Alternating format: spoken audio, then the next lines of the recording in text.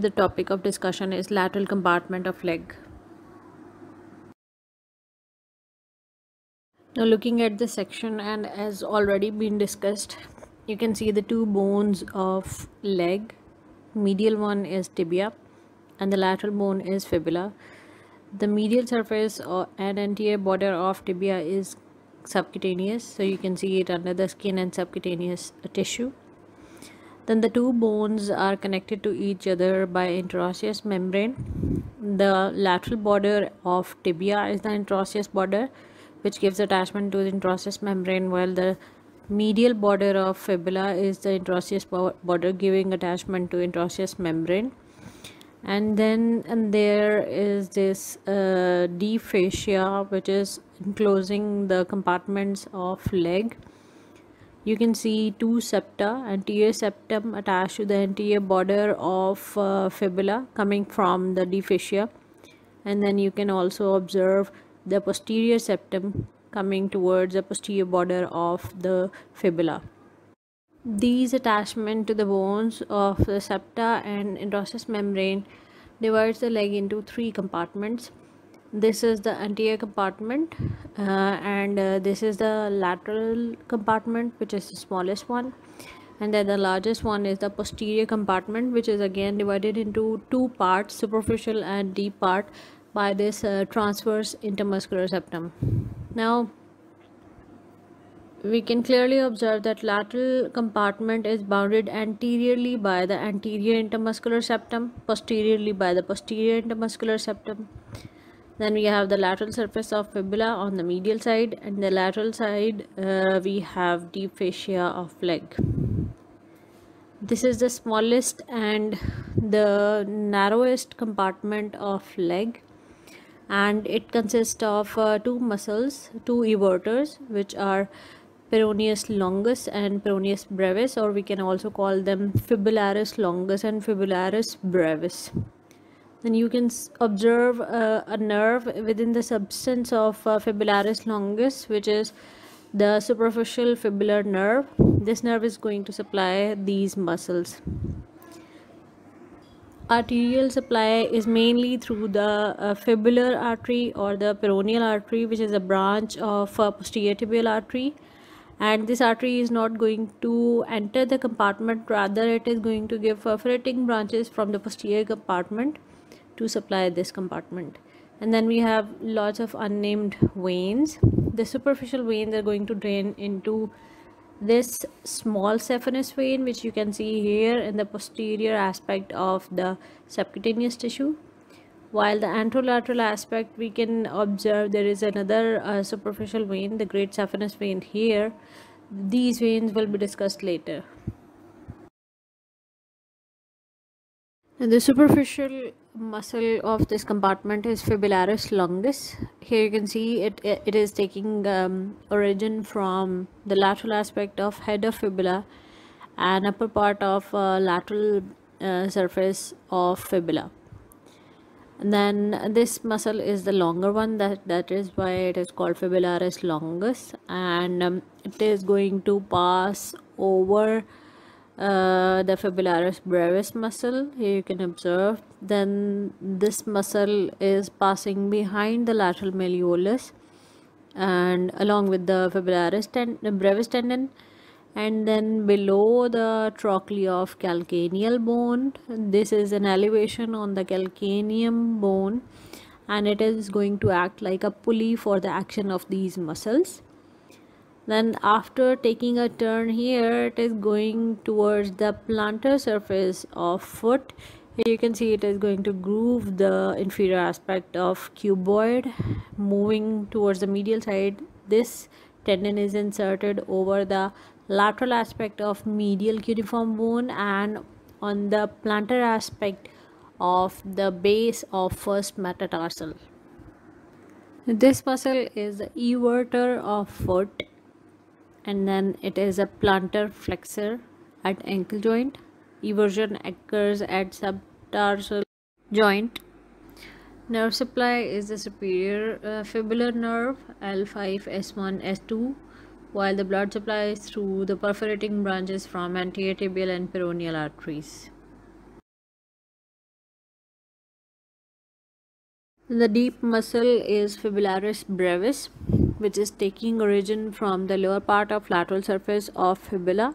Here it lies deep to the fibularis longus muscle, and then its tendon lies deep to the fibularis longus tendon behind the medial malleolus.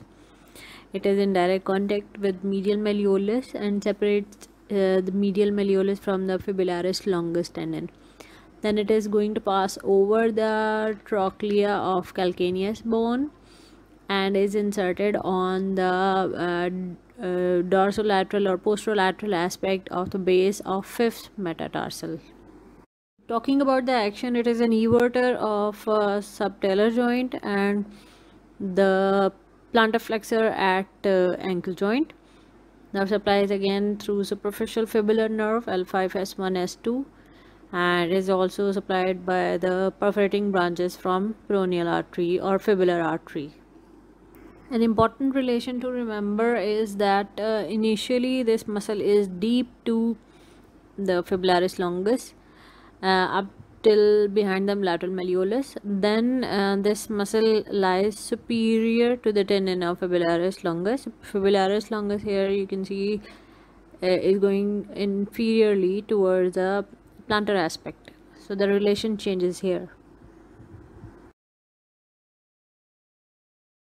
Now talking about the mechanisms of these muscles, first we discuss the range of inversion and eversion. You can see here that the range of inversion is more than the eversion.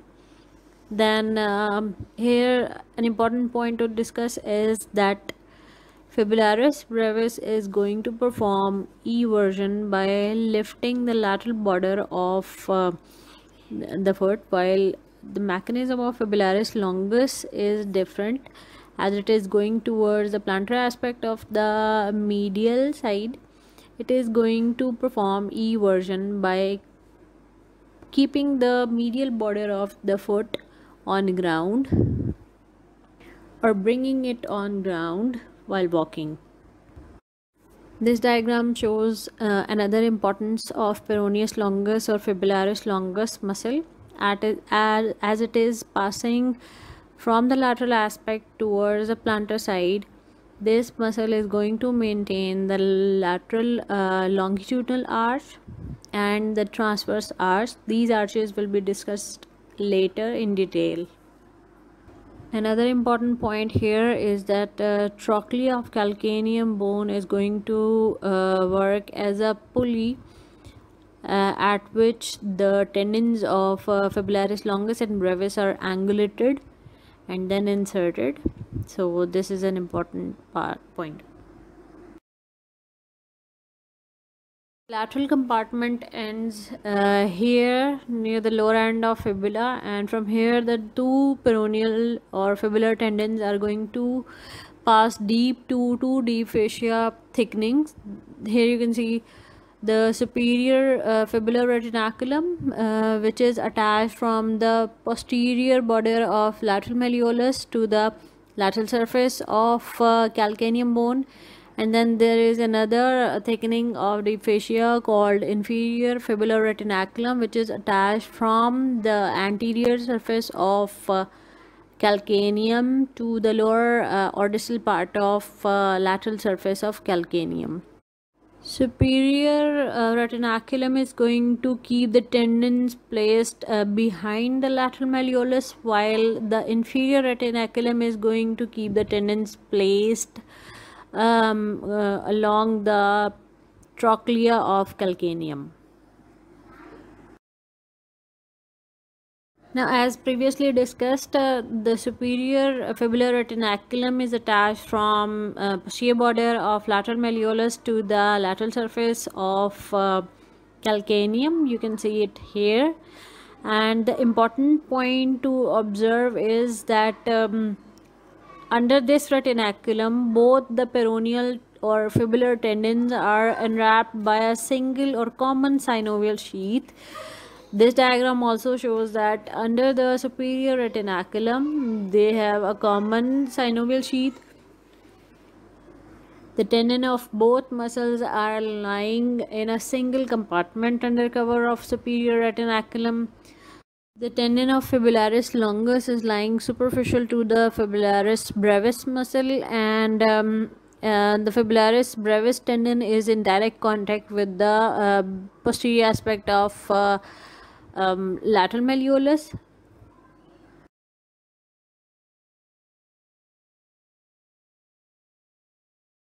Inferior fibular retinaculum is attached from the anterior surface of calcaneum to the lateral surface of calcaneum. Here you can observe that the tendons of fibular muscles, they are passing above and below the peroneal trochlea under cover of this retinaculum, and there is a septum passing from this retinaculum deep and is attached to the trochlea of calcaneum.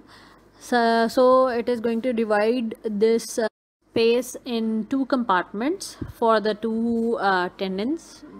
So now the important relation here are that the peroneus brevis tendon is passing superior to the peroneal trochlea, and peroneus longus tendon is passing inferior to the peroneal retinacula in the superior and inferior compartments under cover of inferior peroneal retinaculum. As the two muscles are passing in separate compartments, they are also lined by separate synovial sheaths.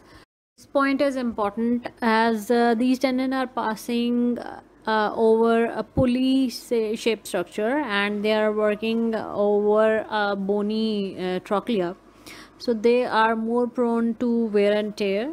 They are also more prone to trauma during forced eversion and inversions, so these muscles can be damaged. Moreover, in the common synovial sheath, there is more chances of tenosynovitis, which is the inflammation of the synovial sheath and the peroneal tendons.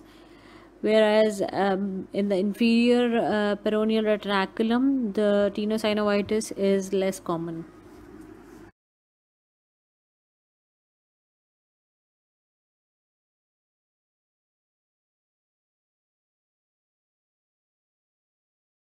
So talking about the nerve supply of the lateral compartment of leg, which is the superficial fibular nerve, also called the musculocutaneous nerve of leg.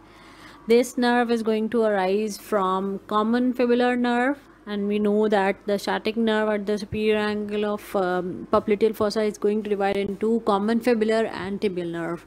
Common fibular nerve at the level of neck of fibula is going to divide into superficial and deep fibular nerve. Now, in the upper one third of leg, the superficial peroneal nerve is going to pass through the substance of fibularis longus muscle and also give it muscular branches. Then in the middle one third of the leg, it is going to pass between fibularis longus and brevis muscles. In the lower one third, this nerve is going to pierce the deep fascia of leg and become cutaneous.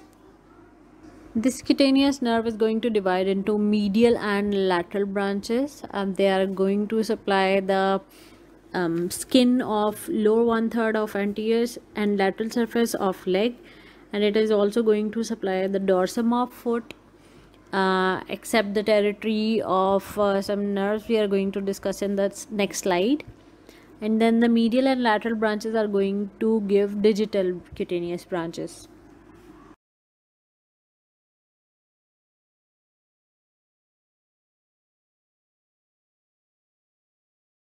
So as already discussed with the course, passing through the lateral compartment, the superficial peroneal nerve or the superficial fibular nerve is going to give muscular branches to fibularis longus and fibularis brevis muscle.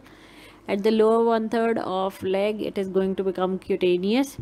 It is going to supply the anterolateral aspect of leg and dorsum of foot. Here you can see the exception. It is not going to supply the first interdigital cleft here, which is the territory of deep fibular nerve.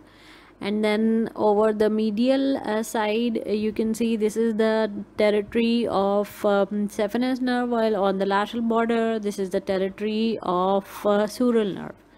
So this pink area is showing you the territory of superficial fibular nerve.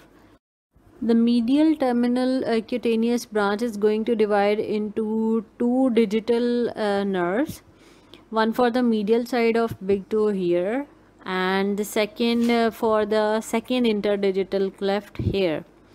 And then the lateral terminal branch is going to divide into two dorsal digital nerves again for the third and fourth digital clefts here, you can see. So talking about the injury of superficial peroneal nerve, there will be loss of the action of peroneal muscles or fibular muscles. There will be loss of eversion, and there will be a weakness of plantar flexion. There will be sensory loss over this anterolateral aspect of leg and dorsum of foot, except the areas supplied by other nerves. As we already discussed, that the lateral compartment does not have a proper arterial channel. The anterior tibial artery, which is going to supply the anterior compartment of leg, here you can see gives perforating branches in the upper part, upper 1/3. These perforating branches perforate the anterior intermuscular septum to reach the lateral compartment and supply fibularis longus muscle. Then we can see here, arising from the posterior tibial artery is the fibular artery. This artery also gives perforating branches, which is going to supply the lower 2/3 of lateral compartment, mainly the lower part of fibularis longus and most of the part of fibularis brevis muscle. These perforating branches of fibular artery are going to perforate posterior intermuscular septum to enter the lateral compartment. Now the similar venous channels are going to perforate the septa in reverse direction and reach their named veins. Individual injury to superficial fibular nerve is not very common. It is commonly associated with the paralysis or injury of deep peroneal fibers also, and this occurs with the fibular fracture and injury to common peroneal nerve. And this common peroneal nerve injury usually occur due to fracture of neck of fibula or pressure from a cast or splint. Now you can clearly observe that the common peroneal nerve is distributed through deep peroneal nerve and superficial peroneal nerve. So anterior compartment of leg and the lateral compartment of leg muscles are going to be paralyzed, and skin distribution of both superficial and deep peroneal nerve are going to be affected. There would be loss of dorsiflexion of ankle due to the loss of anterior compartment action, and there will be loss of eversion of foot due to peroneal injury. And then foot is in this condition, you can see here it is plantar flexed and inverted due to unopposed action of the posterior compartment. This condition is known as Talipes equinovarus. Injury to superficial peroneal nerve individually is not very common, and it usually occur when there is stretching of this nerve due to continuous eversion and inversion movement while walking on irregular surface. And injury to superficial peroneal nerve results in the paralysis of peroneal muscles, and then there is overactivity of the inverter muscles, as we have already discussed, known as Talipes varus. In case of paralysis of anterior tibial muscles, there is paralysis of inverters, and the opposite condition of overactivity of peroneal muscles is called Talipes valgus. In diagram A, there is overactivity of inverters, and in diagram B, there is overactivity of everters.